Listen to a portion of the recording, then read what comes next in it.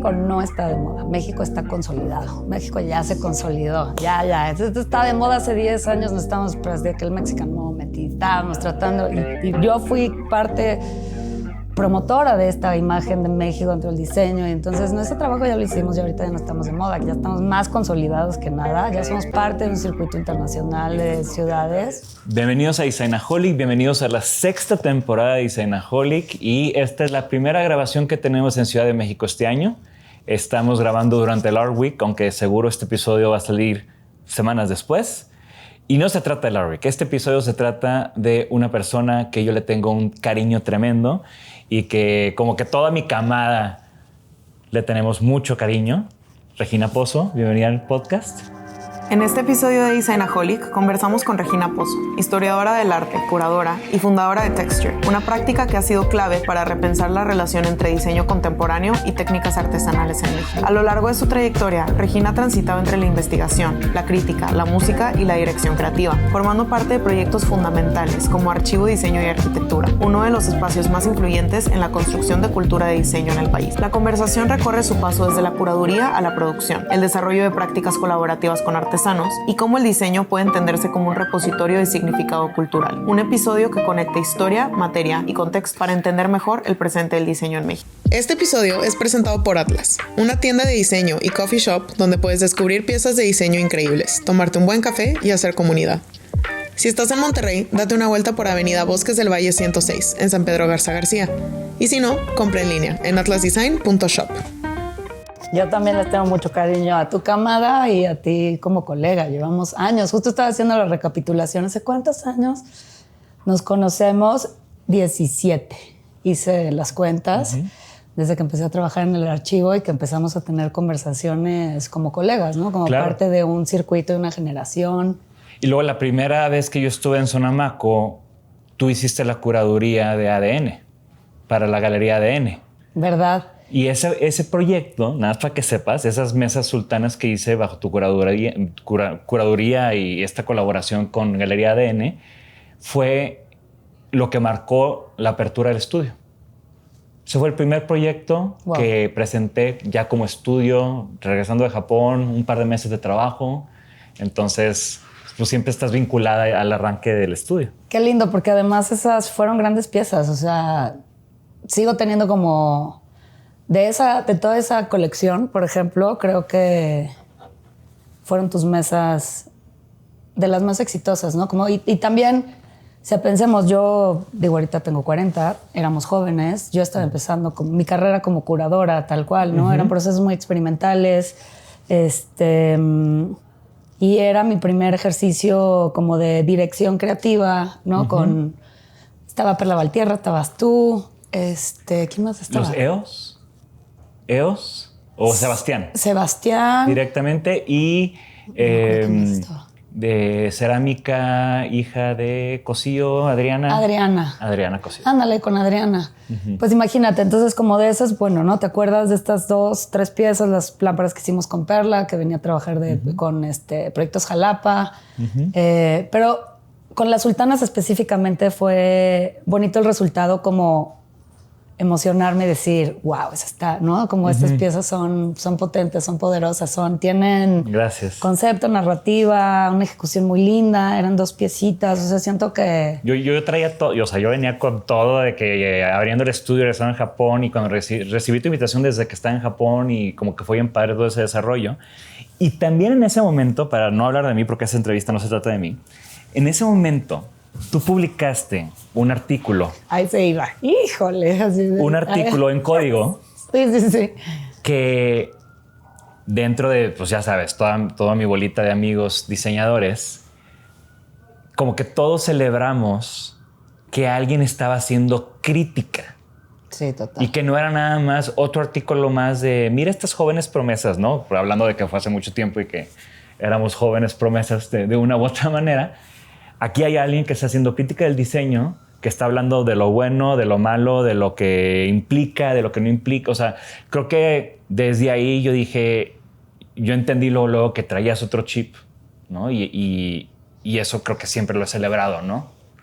Para poner en contexto un poco el artículo del que hablas, un poco estaba muy joven, ¿no? Estaba dirigiendo el archivo, estaba haciendo mucha investigación, estaba saliendo de la carrera de Historia del Arte, estaba como muy ahí, ¿no? Viendo qué estaba pasando afuera, porque ese era mi trabajo, estar entendiendo qué estaba pasando afuera y tratar de ver cómo íbamos a perfilar, ¿no? Como nuestra posición del diseño aquí adentro.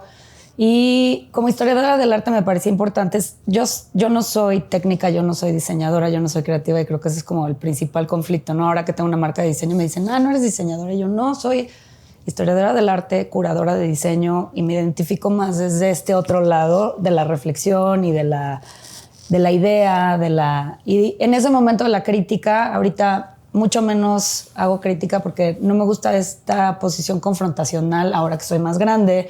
Me gusta mucho la diplomacia, me gusta más como la conversación y el diálogo, ya no tanto, ¿no? Cuando eres más chavo, güey, confrontación a tope. Y un poco sí pero era un diálogo positivo, porque inclusive... No me acuerdo ya exactamente qué decía, pero criticabas creo que una pieza de Moisés y Moisés... Todos ustedes tenían... estaban haciendo mesas, ¿no? Sí. Eran todos diseñadores jóvenes y todos estaban haciendo sus mesas de comedor. Nadie se atrevía a hacer la silla porque la silla es como el segundo paso. ¡Qué flojera! O sea, todos ustedes que tienen un potencial inmenso, todos están haciendo como mesas de comedor, como... ¿qué? A mí me daba flojera, ¿sabes? Era como, güey, a ver, enséñenme otra cosa, o sea, pónganse... Un poco esa era como la provocación y creo que fue bien tomada y hubo discusión, ¿sabes? Como que de repente todos fue marcó, como, oye, y marcó, ¿no? Y eso me encanta. Ya contestaste un par de cosas de mi primera pregunta obligatoria, pero me gustaría que la reforzaras, ¿no? Porque, de nuevo, en esta trayectoria multifacética que me encanta que hay gente que te conoce como DJ y hay gente que te conoce como curador, hay gente que... ¿Cómo te presentas en la calle? O sea, cuando conoces a alguien, esta semana del arte que seguro te has tenido que presentar varias veces, ¿cómo te presentas? Pues en realidad yo no me presento, me presentan y siempre me presentan. Creo que esa ha sido de las mejores respuestas que me han dado en este podcast. La verdad, me presentan como DJ, fíjate. Es una gran DJ. Yo solo soy un DJ. O sea, finalmente soy...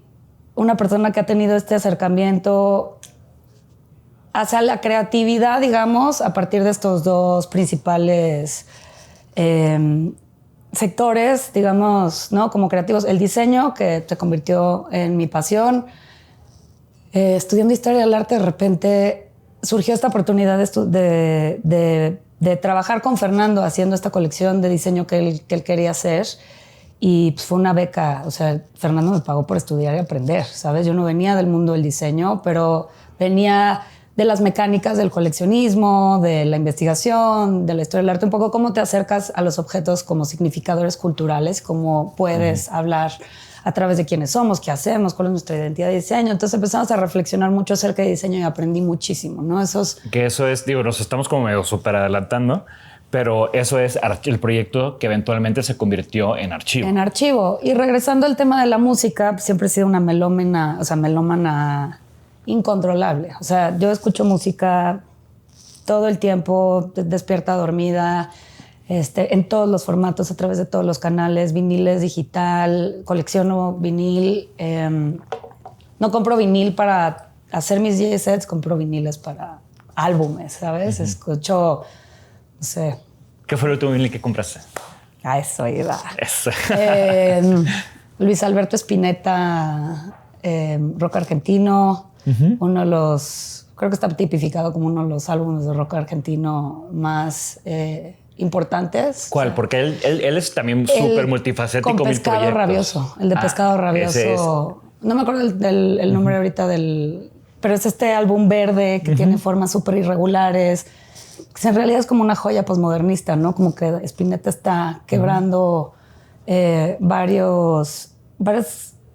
varias cajas del mundo del rock argentino dentro de esa tradición que empezó a ser como muy dentro del molde. Y hay una tiendita de discos en donde vivo, porque ahora paso tiempo en San José del Cabo y México, que es el argentino, el dueño es argentino, Guione, y pues ahí le estoy pidiendo cositas y él me trae cositas y de repente estaba escuchando mucho este álbum como en digital, llegué con Guione y le digo, Guione, quiero ese, ahí está, ya sabes, y como que tener agencia sobre las cosas que consumes y que escuchas. Y eso para mí es muy importante, por eso coleccionar discos. Y música para mí es como... Pues es parte de ese, de ese como mindset curatorial que tienes, ¿no?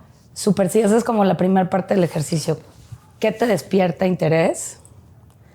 ¿Con qué te decides relacionar? ¿No? Como curador, o sea, como editor, porque yo creo que a ti también te pasa mucho. Como, ¿qué llama tu atención en este cúmulo de cosas que ahora tenemos enfrente? ¿Con qué, a qué le decides invertir tu tiempo, investigar? ¿Con qué te decides como generar estas conexiones que son experienciales finalmente, ¿no? Como la música en tu vida o el diseño en tu día a día. O sea, eso también es muy importante. Y creo que la gente cree que estos dos espectros están desconectados, pero como tú bien dices, creo que el ejercicio como de editor o curatorial es igual en estos dos segmentos para mí. ¿Con quién decides trabajar? Ahorita hablamos más de mi proyecto de Texture porque creo que también va de ese lado con técnicas artesanales. Entonces creo que el método de trabajo pues ya llevo tiempo más o menos desarrollándolo, tanto en el diseño como en la música.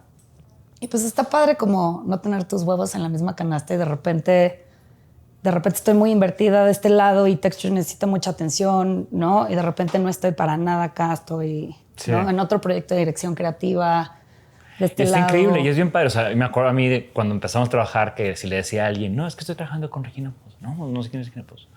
Ah, Regina Puma. Con Puma. Ah, claro, ¿no? La DJ, sí, por supuesto. Me pasa ¿no? todo el tiempo. La verdad es que la gente me conoce como Puma. Puma. DJ Puma. La Puma. ¿De dónde viene Puma? Pues mi apodo, o sea, es un ¿Es tu apodo. apodo de toda la vida? De toda la vida, desde chavita. Es lo que digo, como que pues, es un muy buen nombre que no tiene muy buena historia detrás, pero los apodos te escogen, tú no los escoges. Sí. Entonces me pudo haber ido mucho peor y me fue increíble, ya sabes, o sea, como que pudo haber estado... Sí, Puma estamos bien. Puma está muy bien. Estamos bien como personal branding. Como personal branding, pero también pues siempre he sido raver, seguiré siendo raver y creo que viene de esa escena, ¿sabes? Claro. O sea, yo salgo desde que soy chavilla, crecí en Playa del Carmen en los finales de los 90 y en los 2000. Yo tenía 13, 14, 15. Yo ya estaba saliendo a raves en la playa. O sea, de que... ¿Y tú creciste en Playa del Carmen o estuviste ahí un tiempo? Obviamente.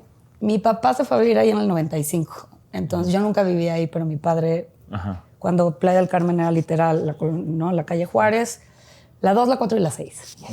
Y mi papá tenía una oficinita. El Mamitas, el no sé qué. Y Mamitas todavía no existía. El Diablito Chachachá. Eso fue 10 años después de que yo llegara, algo por el estilo. Entonces, eso fue cuando los regiomontanos llegaron a Playa del Carmen. Que Playa del Carmen empezó a ser un portal de regios, pero también pues, muy europea, o sea, yo me acuerdo que crecí con los amigos, ¿no? de niños. Tenía amigos ingleses, una cubana, americanos, norteamericanos. Yo era la única mexicana dentro de un grupo argentinos que vivían enfrente de mi casa. Entonces era muy internacional, muy cosmopolita desde chavillos. Creo que eso sí influyó mucho con mi apertura y luego empezaron a abrir grandes clubes que empezaron a hacer portales de música electrónica. O sea, había cultura de club en Guadalajara, en Playa del Carmen y en Tijuana. Sí. O en Ciudad Juárez, que siempre ha habido, porque pues obviamente el norte tiene esta conexión con Estados Unidos, como portal como internacionales, ¿no? Estos lugares más internacionales. Y cada Playa ciudad siempre tuvo clubes legendarios, claro, que eran de regiomontanos. Sí, y en Monterrey también estaba pues el esquizo y también había una escena fuerte que a mí me tocó llegar ahí a embarrarme, ¿no?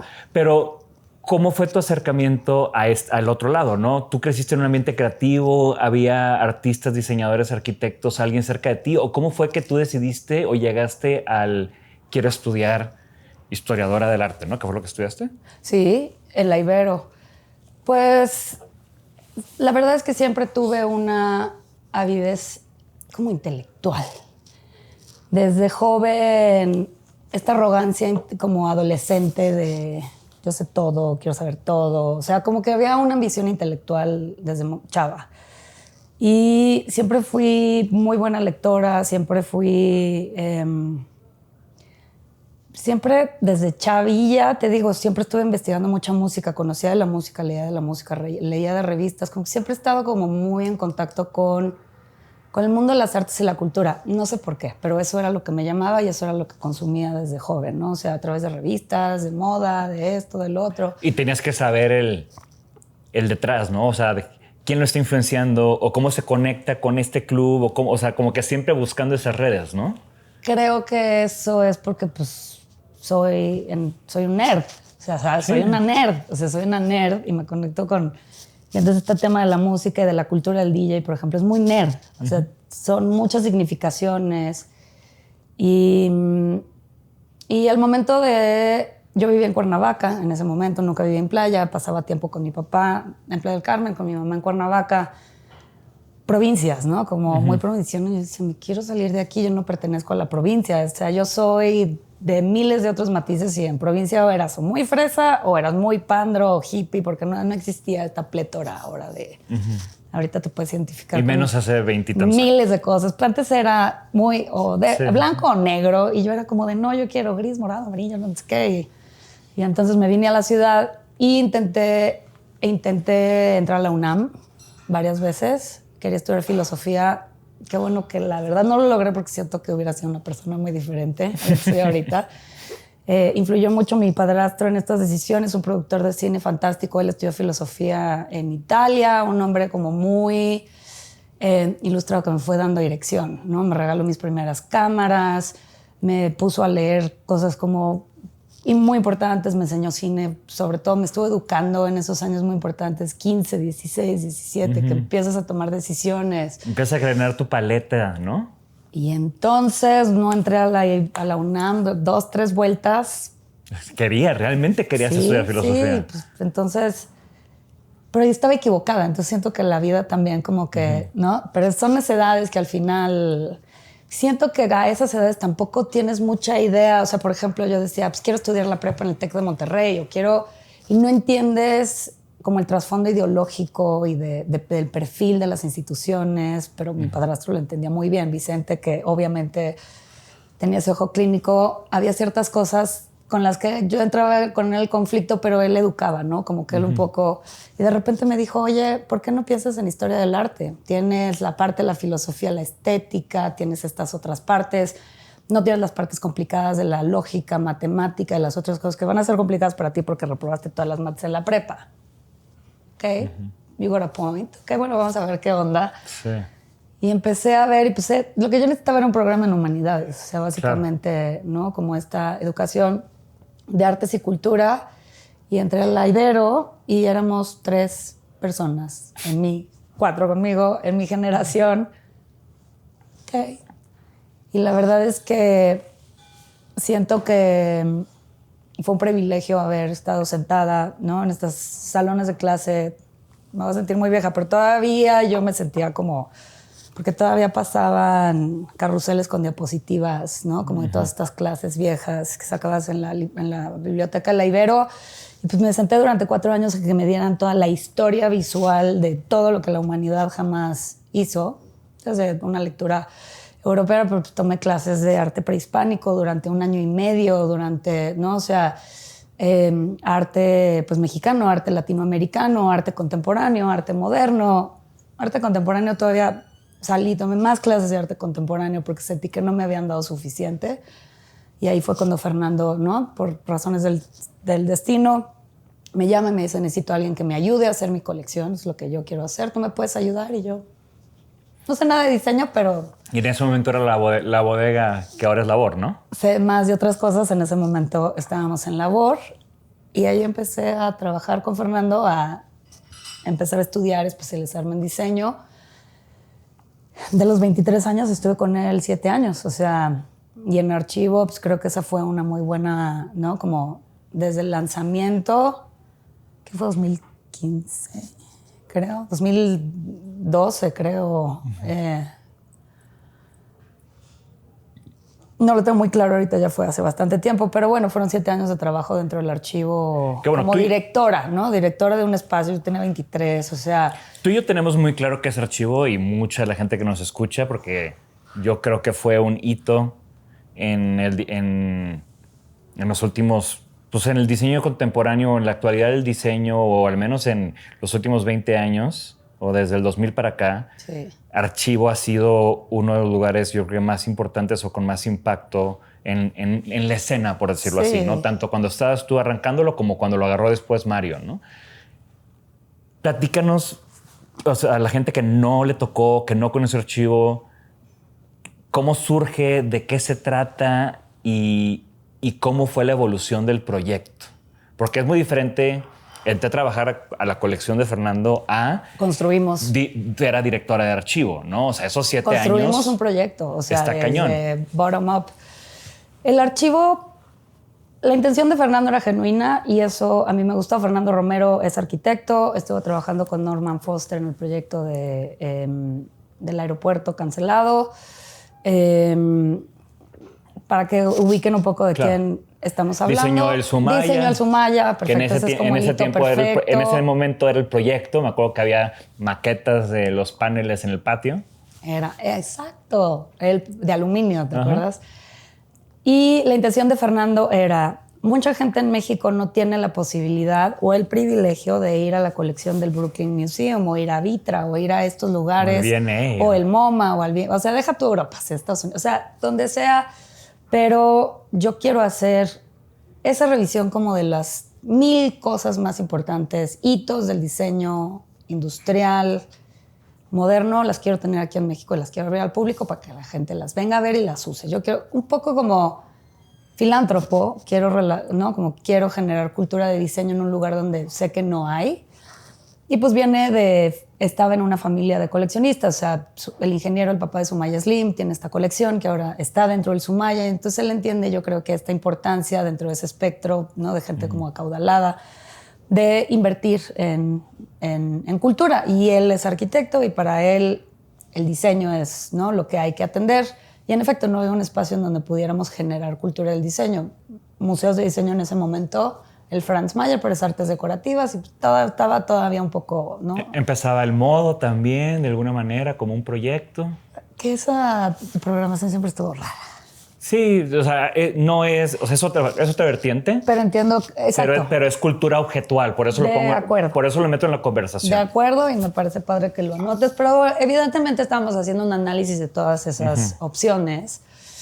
Y pues esta era la casa de un coleccionista que empezó a estar abierta al público. Y un poco de eso se trataba Archivo, ¿no? Esta es una casa de Arturo Chávez Paz, de 1950, creo que era 2 o 3, una casa modernista increíble, con un jardín fantástico, al lado de Casa Luis Barragán y enfrente de una galería que después fue Labor, ¿no? Cuando yo me cambié a la casa de enfrente. Y si construimos una asociación civil y Fernando me puso a un montón de mentores, o sea, Paula Antonelli, a Ambra Meda, a Pedro Reyes, a Nelena Malet, así como de, a ver, ustedes van a ser mi board y ustedes son consejeros de Regina. De la señorita. Y yo, 24 años de que, hola, ¿cómo están? Disculpen las ojeras, vengo de un rave. Fue una experiencia completamente... siempre me sentí privilegiada de que me trajeran a mí a esas, ¿no? Como a esas personas a revisar nuestro trabajo, revisar las exposiciones, las cosas con las que estamos abriendo, pero sobre todo que tenemos recursos para trabajar desde un punto de vista bastante experimental. No somos un museo, pero ¿cómo nos queremos presentar ante el mundo como un espacio, ¿no? Como este espacio que va a generar cultura del diseño, pero desde un punto de vista muy flexible. Y entonces ahí empecé yo a trabajar en las exhibiciones de diseño que venían a curar curadores increíbles de arte contemporáneo. O venían a curar, cada ejercicio, venían a curar, no sé, productora, un despacho de arquitectura. O sea, ¿cuáles son estas distintas visiones de distintos, ¿no? Como creativos dentro del mundo del diseño? El mismo diseño tiene diferentes lecturas de acuerdo de dónde vengas. De dónde lo veas. Sí. Y eso me parecía que era fantástico, porque entonces no es que yo te esté diciendo cómo se tiene que ver, es más bien vamos a entenderlo a partir de estas distintas... Y pues, fueron ejercicios expositivos, creo que importantes. Pero ya te estás brincando una parte grande, que es, o sea, ya hay ejercicios expositivos porque ya hay una colección. ¿Verdad? ¿Cómo construiste esa colección y cómo le das pies y cabeza a una colección? Bueno, diseño. Entonces, parte o la chamba más bien como curadora era investigar estas líneas, distintas líneas o tendencias internacionales y también mexicanas, y entonces teníamos 7 líneas de acción, ¿no? Esos fueron como los programas que yo ya desarrollé como no curadora en ese momento, porque no me sentía como curadora, más bien como historiadora del arte, porque son las ¿no? Como los mecanismos de colección, diseño industrial, como corporativo, marcas, no sé, como Olivetti o Brown o Herman Miller, que aquí estamos que grabando en su muchas showroom. piezas de Herman Miller. Esa historia del diseño más corporativo. Teníamos diseño sostenible, sustentable, que en ese momento estaba empezando a generar soluciones en las periferias del mundo, muchas cosas en África, muchas cosas en Sudamérica, proyectos increíbles, ¿no? Desde kits menstruales hasta filtros para poder tomar agua en lugares donde el acceso al agua era muy complejo. O piezas históricas de arquitectos mexicanos que pues nada más las veías en fotos de proyectos, ¿no? Y tus íconos, ¿no? Y estos íconos, o sea, los verdaderos íconos o hitos del diseño mundial. A mí me encanta, o sea, por ejemplo, yo en ese momento, empezando mi carrera, poder ir a un lugar, poder agarrar esta silla de Tokuyin Yoshioka hecha con papel maché y poderla bajar y sentarme. O sea, ese tipo de cosas que daba archivo a la comunidad, como tú decías, ¿no? Un lugar donde la gente no solamente puede ir a consultar, sino puede ir a ver, tocar, vivir estos íconos del diseño. Sí, las compos se conectaban y estaban prendidas en las expos. O sea, como que un poco el chiste era usar las cosas sin este preciosismo ¿no? Como de la conservación necesaria en una colección, como de institucional. Otra cosa, creo que había un ambiente mucho más juguetón, que creo que experimental, esa palabra para mí fue muy importante. Cuando aprendí o entendí que mis procesos ahí adentro eran definitivamente experimentales, muy ricos, entonces, ¿no? Como abiertos, muy ricos. Y hicimos mucha publicación también, que creo que eso era parte importante, ¿no? Sí, o sea, cada 6 meses... Son unas joyas. O sea, ya no están en digital. Creo que las tendría que volver a revisitar. Tu investigación de la silla Corona, o sea, son de esos textos que escribiste hace 15 años y yo lo tengo aquí grabado. Deberíamos de Nunca edité esa serie, pero fue una serie de 3. Las genealogías del diseño en México. Hice la silla Corona, hicimos el tenis Panam, que esas sí salían publicadas como en Domus. Mario Ballesteros me ayudaba a publicar esos... Y luego Oscar de la Tempestad también, ¿no? Le gustaba publicar estos textos de historia del diseño, genealogías, ¿no? Yo les decía genealogías, como cómo estas piezas, el Panam, que todo el mundo tiene el Panam rojo. O sea, yo digo Panam y ¿qué te imaginas, no? Como estas, decimos ella Corona y pues, puede ser Coca-Cola, pero creo que la Corona tenía como más estampa de identidad, icónica, ¿no? Como identitaria. Y luego, cuando salí del archivo después de estos 7 años... volví a estudiar Historia del Arte, no me equivoqué. Me fui a la UNAM, una vez que salí con Fernando, a los 29. Dije, ya acabamos nuestra conversación, 7 años de trabajo han estado increíbles, vamos a pasar la página. Me metí a la maestría en estudios curatoriales en la UNAM. Llevaba curando ya exposiciones... Pero de repente como que todo el mundo empezó a curar todo, ¿no? O sea, la gente ya curaba menús, curaba programaciones de cine, playlists, y yo de que, ok. Y en ese momento, hace 10 años, pues la curaduría era más bien como esta generación de conocimiento a partir de pues, análisis, a partir de pues, el procesamiento de esta información y cómo la representas y cómo la, ¿no? Cómo la pones, cómo la compartes con el público. ¿Y qué genera esto? Son procesos de producción de conocimiento, ¿no? Eso es lo que... O de conservación, o como conservador, como esta palabra existía antes, que viene como de España. Pero bueno, esa era más como la parte curadora. Y por fin entras a la UNAM también. Entré a la UNAM y hice ya la tercera parte de la genealogía. Hice la historia del Volkswagen. Ahí me aventé, 2 años de investigación para poder publicar esta tesis en donde hice toda la investigación desde Porsche, desde el diseño antes de Alemania, ¿no? Entonces, cómo empieza a derivar este diseño y cómo se empieza a inmiscuir y cómo lo empiezan a utilizar, ¿no? Los alemanes Pero mi intención era, dentro de Historia del Arte, decir, el diseño es un repositorio, es un depósito de significación cultural. Y eso era un poco como decir, el diseño está a la misma altura del arte en estos términos. Podemos hablar de cultura, de identidad, de miles de cosas. No solamente son objetos que se pueden usar. Y podemos hablar de momentos históricos o de lugares, o sea, lo que el bocho representó en la Alemania nazi es muy diferente a lo que el bocho representaba en el México a finales de los 90s, ¿no? O en Estados Unidos por el movimiento hippie. Sí. Que era completamente contracultural, era completamente lo que los gringos no eran en ese momento. El coche grande, circo entero, que gastaba toda la gasolina del mundo, y de repente llegó este carrito que era un statement, manejar un bocho en los 60, y cómo decanta y cómo llega a México a las fábricas, ¿no? Cómo abre la fábrica en Puebla, cómo de repente el gobierno del Distrito Federal ve este carrito y de repente se convierte en la flotilla de taxis, órale, de la ciudad, y empiezas a generar, ¿no?, esta presencia en México hasta que desaparece en los 2000, ¿no? Entonces, como todo. Pero yo hablaba del icónico bocho verde, ¿no? Del bocho verde, como el gobierno de México en ese momento bastante adelantado al movimiento verde de los 90, ¿no? Cómo utilizaron a este carrito como un abanderamiento político de que nosotros vamos a ponerle un convertidor catalítico a este coche y lo vamos a convertir en la bandera de que ya México es verde, porque veníamos de de ser la ciudad más contaminada del mundo. Y de los taxis estos que les decían lagartos, cocodrilos, o cómo les decían. Los cocodrilos. Que también eran verdes, ¿no? Sí, de los 50, verde con rojo y blanco. Verde, blanco y negro. Esos eran los cocodrilos. Luego llegaron los bochitos amarillos y estuvieron los amarillos, pues creo que como 20 y tantos años circulando. Y después cambiaron al bocho verde, y el bocho verde era el que me interesaba como ícono de una mexicanidad o de una historia de la ciudad en los 90. Sí, ¿qué te dice que el carro más usado en este país es un carro que se hizo en Alemania 60 años antes, ¿no? O sea, te platica también o sea, creo que a mí me da...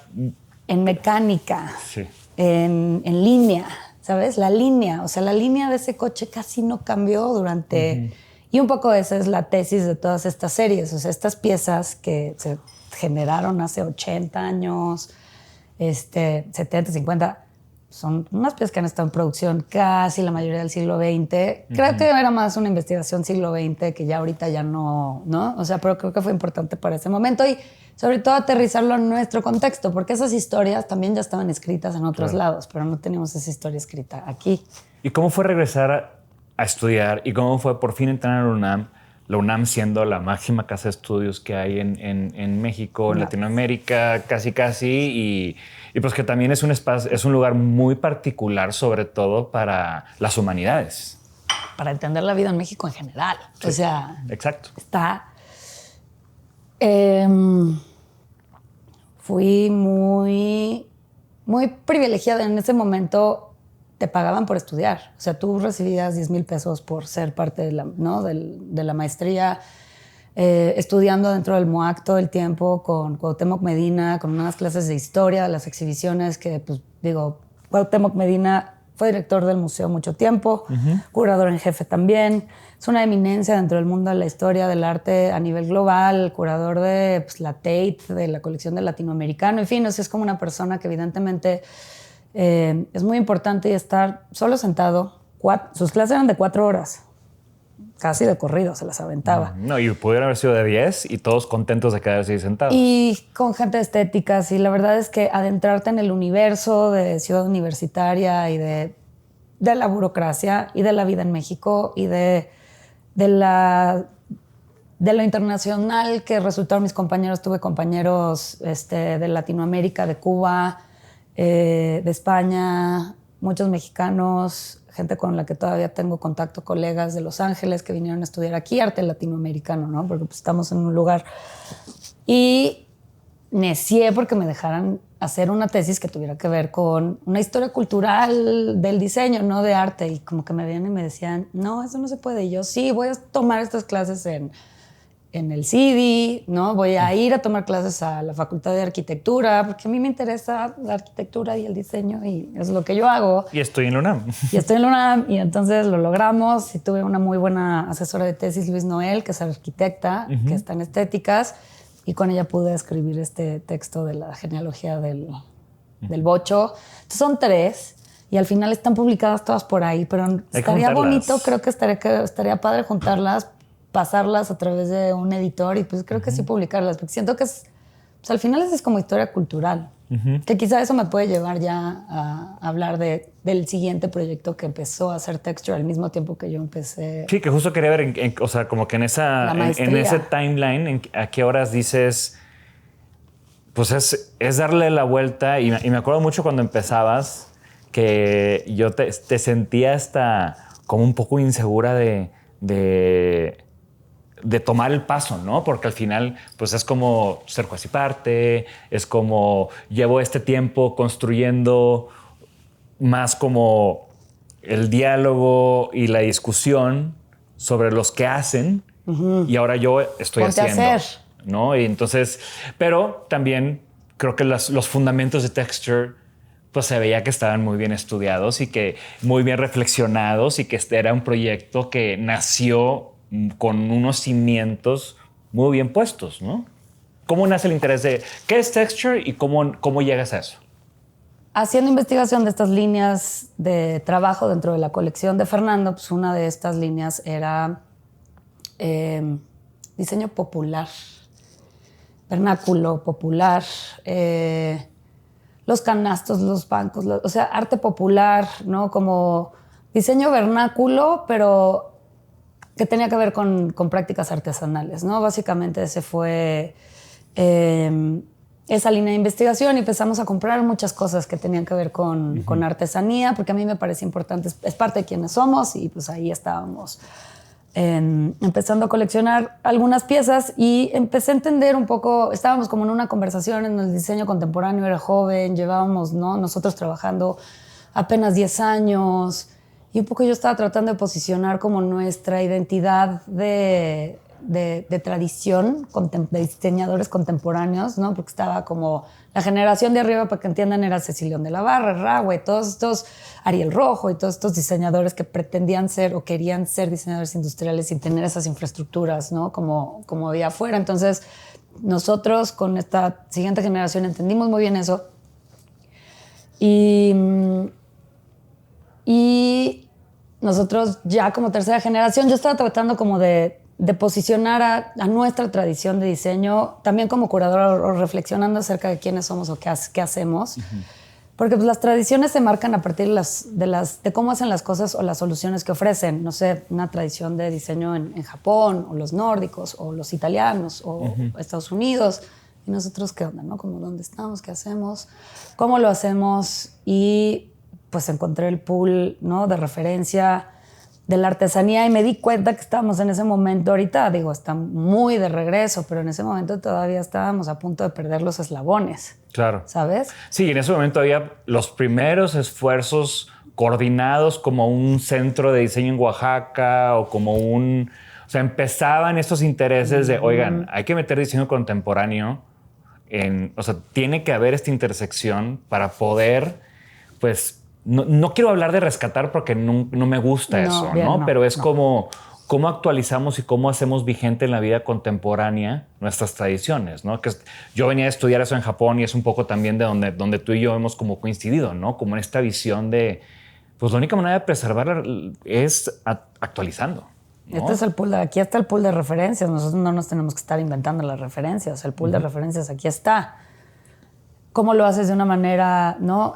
Informada, responsable, o sea, no nada más es llegar y antes de nosotros diseñadores, ahora me voy a referir a mí como diseñadora, ¿no? Aunque no soy diseñadora, pero bueno, ya con un proyecto, fundando un proyecto de diseño, que es esta marca de diseño colaborativo que se llama Texture, que llevamos ya 10 años trabajando con diseñadores y artesanos como parte del mismo equipo, no como entes separados, porque antes eran entes separados que entonces el diseñador llegaba a ayudar o a rescatar o a tratar de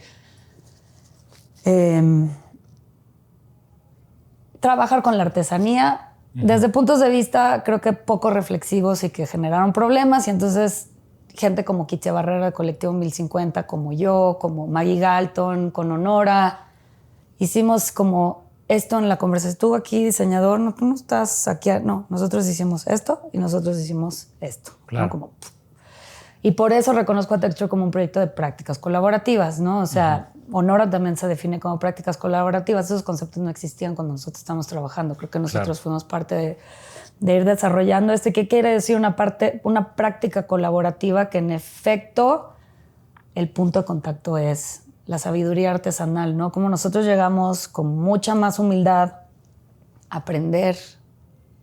En mi caso, como historiadora del arte, me interesan las técnicas artesanales.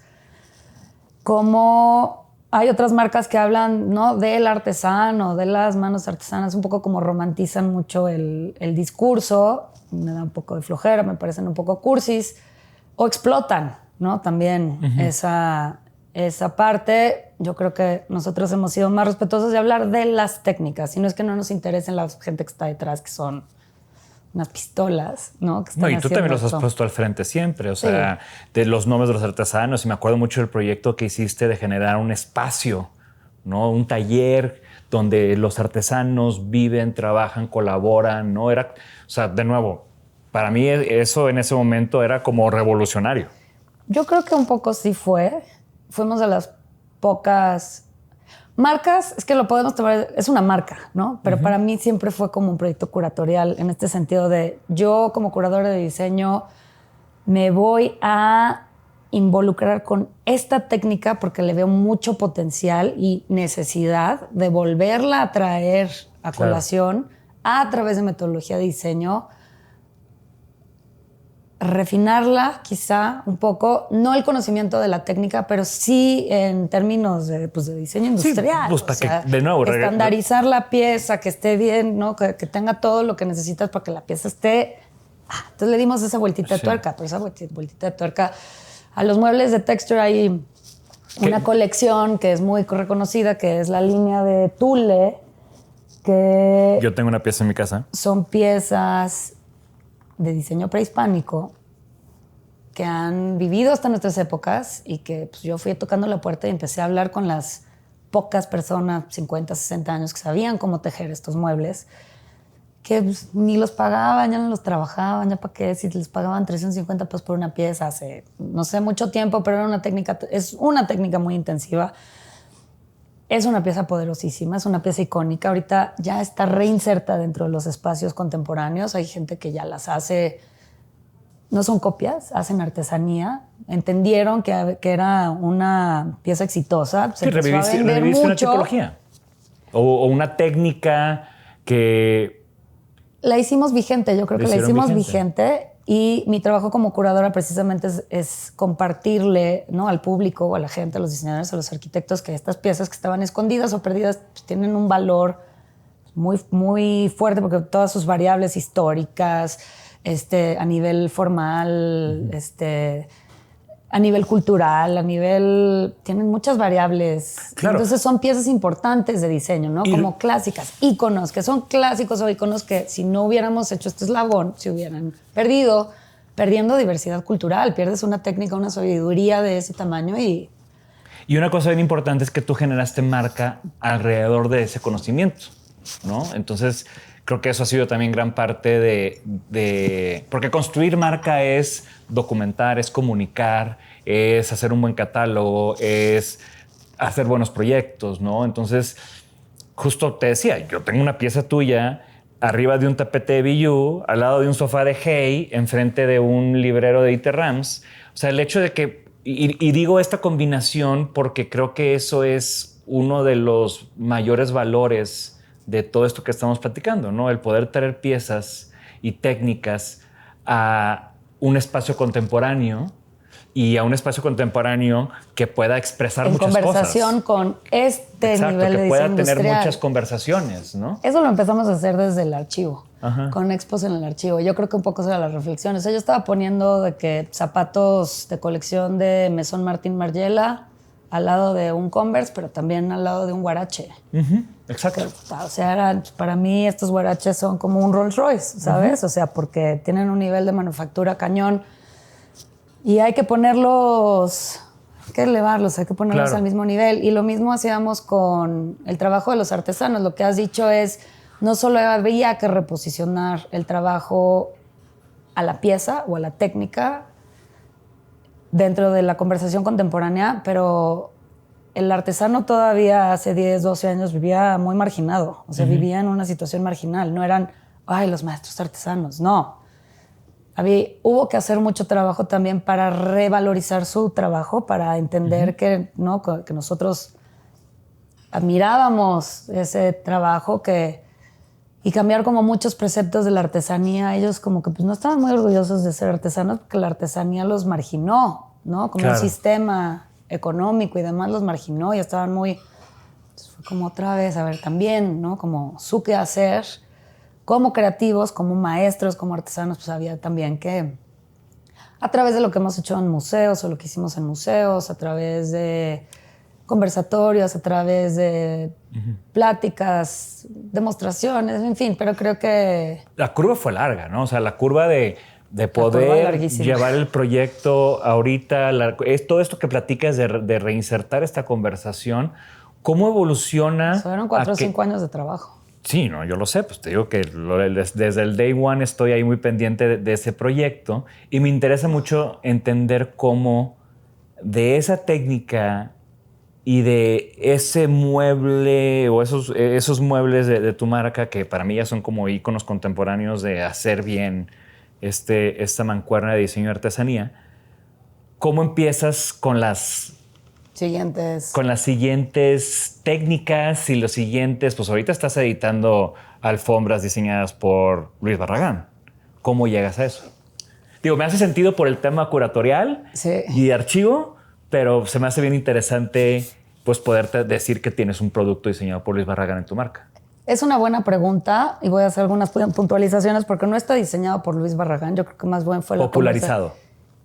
Es una técnica artesanal mexicana que Luis Barragán decide alfombrar una de sus recámaras dentro de la casa, ¿no? Junto con Clarita Porcet, no la diseña él. Es una técnica que hacen en el Estado de México, que es muy intensiva, que es el nudo turco, que van anudando con una trama de algodón. Y entonces esta alfombra, yo estaba al lado de casa de Luis Barragán, yo crecí con estas alfombras. Tengo investigaciones también, ¿no? Como de todas estas casas de los 70, de Legorreta, de neomexicanismo que usó estos tapetes en los 70, Luis Barragán los usó en los 50. Y yo tuve interés en estas piezas que me parecían fantásticas. Catalina Corcuera, exdirectora de la Casa Barragán, me dio el permiso de estudiar estos ejemplares originales. Y me pidió que hiciera las réplicas. Me dijo, sí, ¿tú quieres rehacer estos tapetes? Pues bajo fondos de la Fundación Tapatía Luis Barragán y me pagó el proceso de reaprendizaje de cómo hacer estas técnicas. A través de mi investigación fui a dar a un pueblo que se llama Gualupita, que está en el oriente del Estado de México. Texture es una marca que todos sus talleres, o casi todos sus talleres hasta hace poco están en el Estado de México, que creo que es una de nuestras particularidades. Mucha gente trabaja en Oaxaca, en Guadalajara, Yucatán, como estos centros de producción de artesanales más glamurosos. Nosotros trabajamos en el Estado, que es más marginal y más rough, ¿no? O sea, no es tan alluring trabajar ahí con la artesanía y pues logramos reaprender cómo hacer estas técnicas. Son muy intensivas, tanto el tule, ¿no? La colección de tule, como estos tapetes. O sea, son tapetes que tardas 3, 4 meses en hacer, muy intensivos, muchos nudos. Entre 2 personas se pueden tardar 2, 3, 4 meses en hacer unas piezas, ¿no? Son piezas como soberbias. Se tienen un grado, es un nivel de técnica y con materiales naturales. Y creo que algo que identifica la marca es que usamos técnicas como low tech, que es lo más chido. Hacemos las mismas cosas con, o sea, piedras, agujas de acero, cuchillos, telares. Todo se hace con la mano, con un material de muy, muy alta calidad natural. Y la maestría o el encanto de este proyecto es que es el material natural transformado. Pues es lo que te da o sea, ese es el poder de la artesanía. Cómo la técnica, la maestría de la técnica, esa sabiduría, cómo transforma material y lo convierte en un banco, un figurín, un algo, y ese es el aura de la pieza. Pero y la carga cultural que tiene. Es la técnica, ¿no? Es como... Y ahorita, digo, entendiendo estos procesos de años de investigación y desarrollo, entendiendo que ahorita tienes esos 2 grandes productos de tu catálogo, Bueno, más, ya tienes un montón. Bueno, ahora de los tapetes... ¿Qué otras líneas de investigación estás ahorita trabajando que tal vez eventualmente podrían ser nuevos productos o los estás llevando a ser nuevos productos?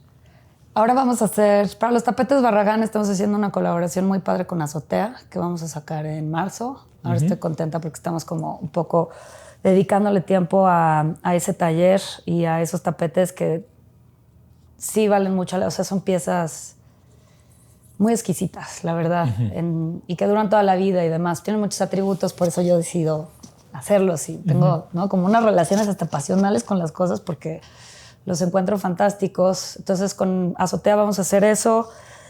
Sacamos una línea de lámparas el año pasado en noviembre. Las Pellizco. Las lámparas Pellizco. Me encantaron. Hicimos un ejercicio circular de cosecha de la lana. Tengo una manada de borregos que tenemos, es un proyecto de mi marido más y yo.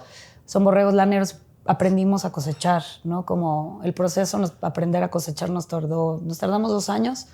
Y el año pasado finalmente logramos una cosecha, 10 kilitos, poquito. Pero te empiezas a conectar con la naturaleza a partir de estos procesos. Ya entendí cuánto, no es nada más ir y comprar el material y luego ponerte a hacer, sino te empiezas a entender, empiezas a conectarte un poco y entender las cosas desde otro lado. Creo que te dan una perspectiva bien padre de qué tanto trabajo te cuesta hacer las cosas, pero cuánto le cuesta también al ambiente y a estos procesos naturales llegar a producir todo esto que tú estás usando para poder... Ese es mi aprendizaje, eso no está expreso en la narrativa del proyecto. ¿Cuál sería un sueño tuyo para Texture? Interesante. Pues ahorita me estoy adentrando como mucho más de lleno en el mundo de los interiores. Desarrollamos unos módulos increíbles de todos los tejidos que ya conocemos, que llevamos trabajando y desarrollando hace 10 años. Ahora ya estamos haciendo como aplicaciones para arquitectura y entonces estamos como tratando de crecer las técnicas en escala, ¿no? Llevándolos a lugares en donde no las habíamos visto a través de sistemas arquitectónicos ya. Y que siempre es como el gran punto de quiebre de un proyecto artesanal es la escalabilidad, ¿no? Escalabilidad, no sé si existe esa palabra. Crecer en términos de escala espacial. No en términos de negocio. Ok. Es diferente. Sí. Hacer un módulo de un petate de 5 metros por 7 metros, son 30 metros cuadrados tejidos en una sola pieza.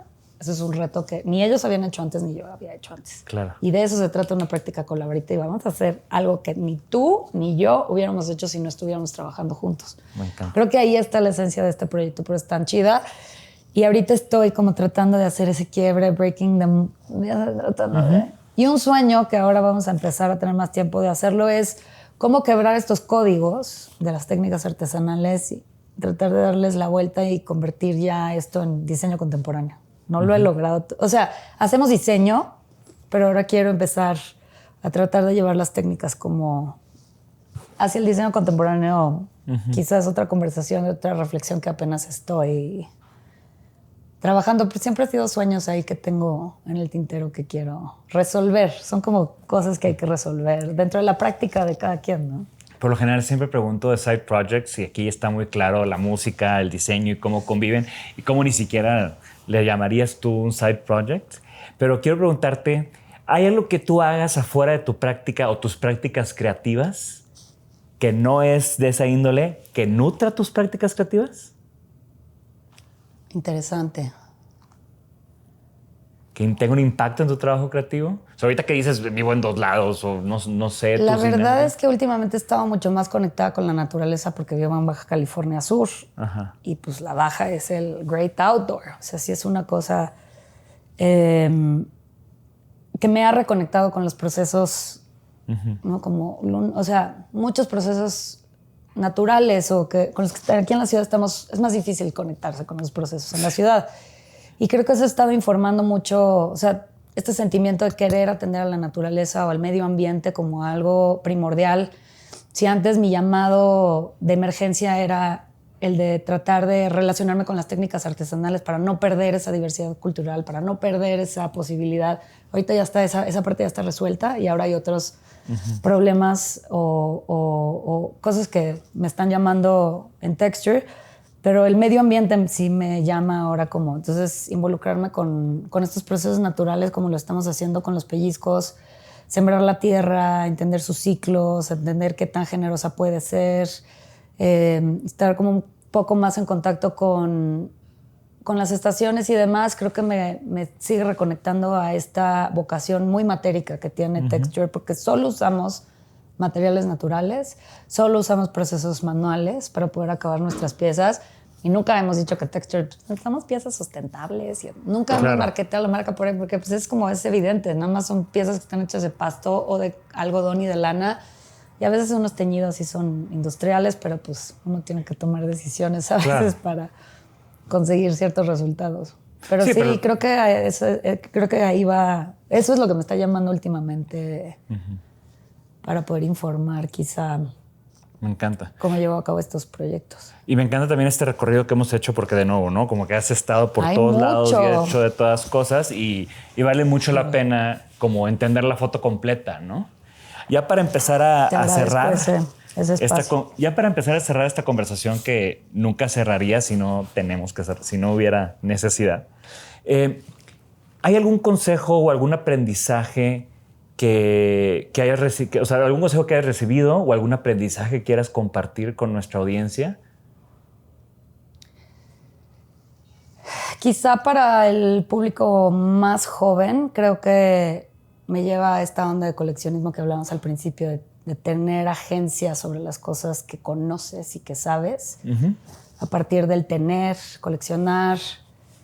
Creo que la digitalidad nos desmembró mucho, esta cultura del streaming nos alienó mucho y de lo valioso que es generar música, una peli, una pieza de diseño. Pues por eso en el diseño no compramos copias, compramos la cosa que es, ¿no? La original, la primera, la que reflexionó, porque comprar un dupe en diseño cuando alguien hizo esa reflexión primero que tú. O sea, tú y yo lo entendemos muy bien, creo que tu comunidad también lo entiende muy bien, pero esa agencia que hemos perdido, y sobre todo creo que en el mundo de la música pasó muchísimo, ¿no? Como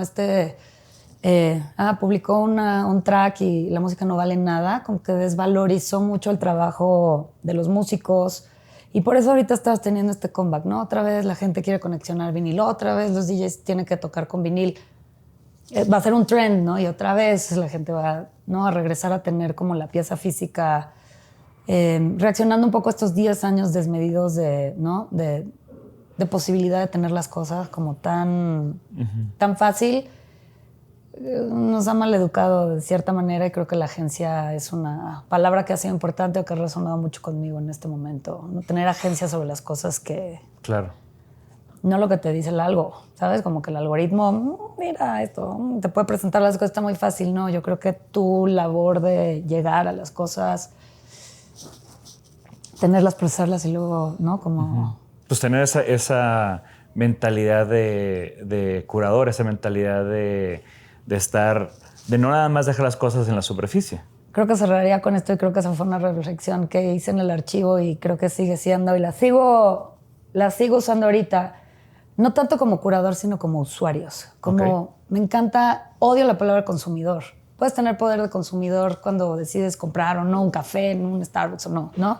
Pero como usuario, como alguien que responsablemente está decidiendo usar esa pluma, esa taza, esta ropa, como más conscientes, ¿no? Como más responsables. Creo que ahorita aplica más, pues como, no sé, escucha de música, usuario de diseño. Y creo que esa es la postura con la que me gustaría cerrar esta... Está perfecto porque la siguiente pregunta es, tú como usuario, ¿cuál es tu objeto favorito? ¿Tienes un objeto favorito?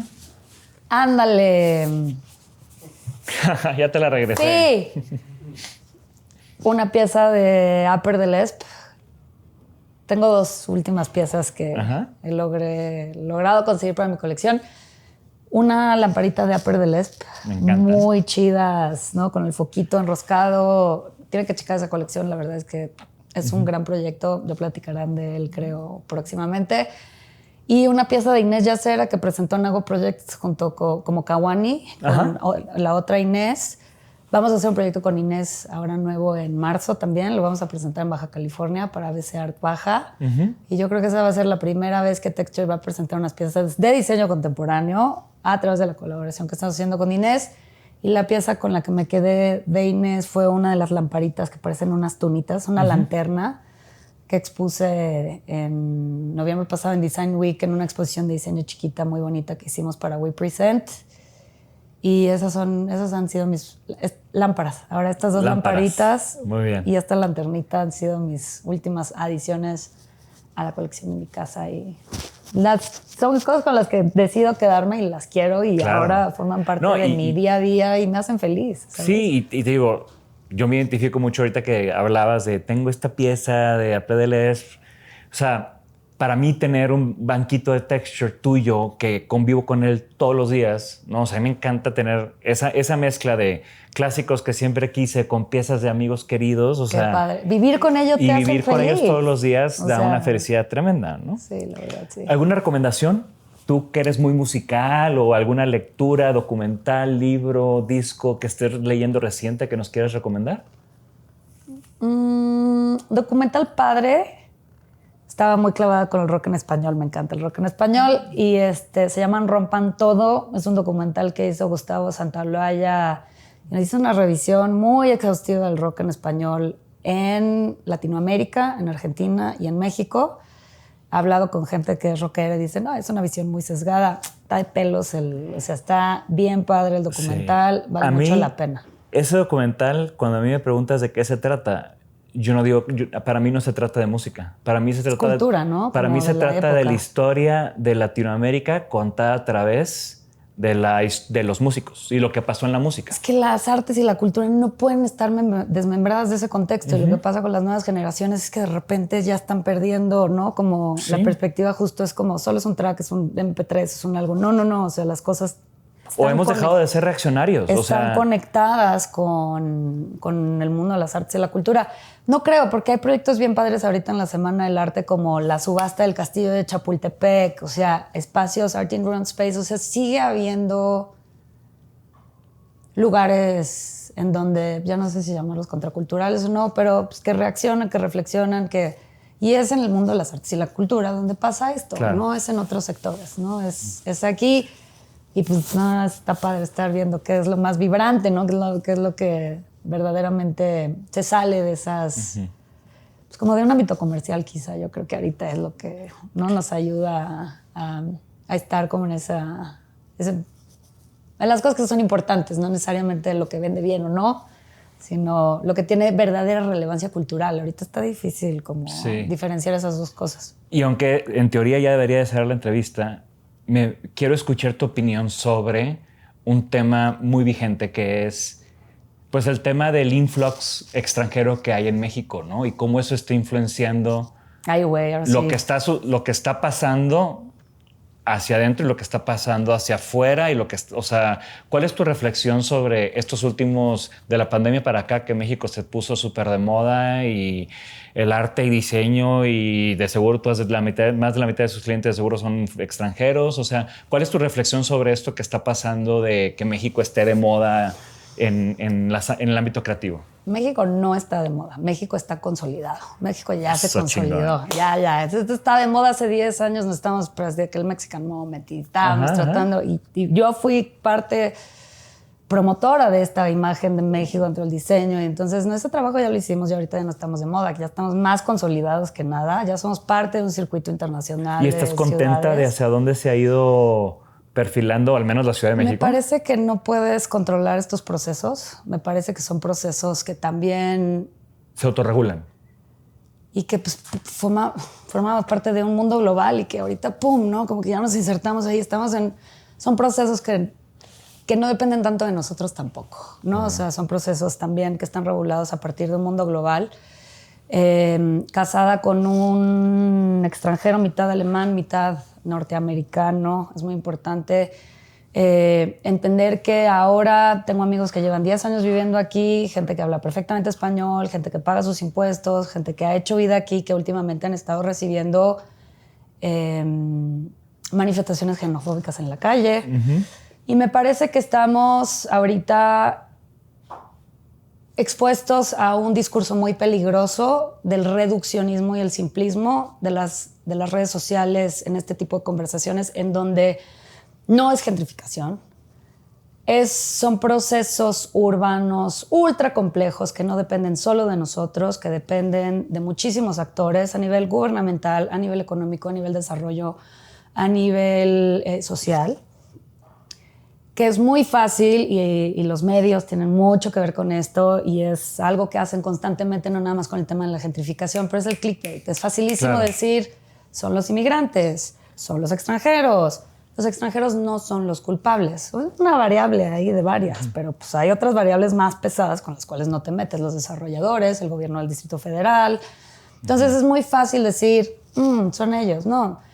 Hay procesos de turistificación, hay procesos de gentrificación, pero pues nosotros fuimos los primeros que gentrificamos la Roma. Hace 20 años yo llegué a la Roma y pues Elenita y Gaby Cámara, y ayer hablabas del Contramar, Gaby, Elenita, Lucho, todos, pues esos fueron la primera ola de gentrificadores. O sea, la primera ola de gentrificadores fuimos nosotros los mexas, y al día de hoy, los que seguimos gentrificando este lugar, somos, y no lo digo, y los arquitectos que han construido todos, ¿no? O sea, arquitectos contemporáneos, podemos ser parte de un mercado, podemos ser parte, ¿no?, de procesos urbanos, podemos ser parte de ellos, que no necesariamente estemos nosotros catalizando, pero que no podemos controlar y que nosotros no vamos a parar tampoco. Entonces los tienes que entender a partir de distintas, ¿no?, como perspectivas.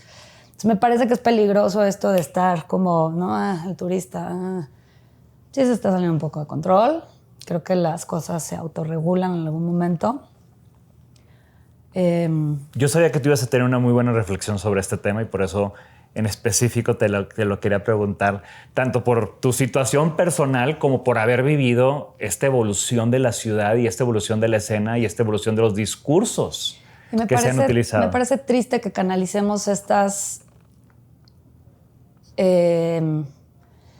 enojo que hay por un sistema que sí está oprimiendo, ¿no?, a la gente que ya no puede pagar la renta. O sea, valoro mucho que esas voces existan, solo que siento que a veces está, ¿no?, como energía está mal canalizada o sea, creo que ahorita lo que debemos de hacer, ser responsables al día de hoy al consumir ese tipo de información, es que tenemos que seguir complejizando. Estos procesos son ultra complejos y el reduccionismo del discurso en la red social pues no da para explicar estas cosas. Claro. O sea, hay que tener un poco más de información. Sí. Y es como decías hace rato, para poder tener estas posturas y ver cómo participa uno, ¿no? Como claro, dentro de estos procesos y no dejar que la gente viva estos manifestos. Cuando veamos xenofobia en la calle, hay que denunciarla, que decir, eso no está bien. No puedes tratar así a la gente, no puede haber xenofobia en nuestras calles, ¿sabes? Eso es algo que tenemos que tratar de controlar nosotros, porque son violencias. Exacto. Y no está padre que nadie las reciba, el extranjero, tú, yo, mujeres, hombres. O sea, las violencias no están chidas en ningún ámbito y no hay que permitirlas, hay que denunciarlas, hay que hacerles ver a la gente que están haciendo eso que no está bien, no lo que están haciendo. Y aprovechar estos momentos como una semana del arte, ¿no?, para también como visibilizar lo positivo que hay en este cambio que ha habido en los últimos años, ¿no? Mi reflexión de la Semana del Arte, elevator pitch, es: se nos están juntando el mundo del arte con el mundo del diseño, con el mundo de la fiesta, porque están viniendo muchísimas comunidades, marketing, con muchísimas comunidades distintas, más los turistas, más, ya sabes, y se nos está saliendo de control este tema. O sea, ya neta, o sea, todo está incómodo, hay colas en todos lados, no puedes entrar Está bien fuerte. O sea, tampoco te digo que es algo que siempre está bien. O sea, si estoy viviendo ahorita en la ciudad y digo, órale, o sea, ya se está poniendo un poco incontrolable la cosa. No estoy diciendo que esté bien normal, solamente es como lo estoy percibiendo. No, hay que reflexionarlo. Y por eso también están estos lugares para reflexionarlos y preguntarlos, ¿no? Regina, me encantó platicar contigo. Qué chido. Ya sabes que te quiero un montón y que pues de una manera u otra ahí andamos chingándole desde hace rato, de repente muy cerca, de repente no tanto, pero siempre en el radar. Como Así colega que siempre te he apreciado mucho, JD. Gracias a ustedes que escuchan por ahí. Y pues sí, ojalá que se den una vueltita ahí por los proyectos de claro, que Texture. que sigan a Texture, que te sigan a ti como tu cuenta personal. Y sobre todo la invitación a que esta conversación continúe. Creo que tocamos temas muy interesantes y muy importantes en esta conversación, muy vigentes, muy controversiales inclusive. Entonces me va a encantar ver sus opiniones y sus comentarios en nuestro canal de YouTube y en nuestras redes sociales. Ojalá Regina también participe en esa conversación, a ver qué ponen, a ver qué contesta. Y esto fue Designaholic y no me queda más que agradecer a Germán Miller por prestarnos su espacio aquí en la Ciudad de México, a Jorge, todo el equipo de Sodi, Manola y todos los que hacen posible Designaholic. Nos vemos en la que sigue. Gracias. Antes de irte, una nota rápida. Además del podcast, dirijo JDE Design Driven Consultancy. Somos un estudio de diseño y consultoría estratégica. Acompañamos a marcas a convertir oportunidades en productos, mobiliario y experiencias, con investigación, estrategia y sobre todo buen diseño. Si quieres ver nuestro trabajo, entra a www.jde.design. Si te gustó este episodio, la mejor forma de apoyar el podcast es suscribirte. Nos encuentras en YouTube, Spotify o Apple Podcasts. Y no te pierdas del newsletter. Una vez a la semana, lo mejor del diseño directo a tu inbox. Link en la descripción. Comenta y comparte. La conversación sigue contigo.